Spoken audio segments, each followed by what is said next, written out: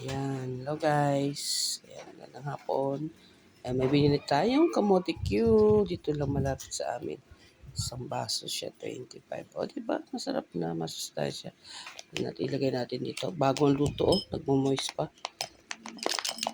O, diba? Sarap siya. Ay, ang dami. Meron pa sa loob.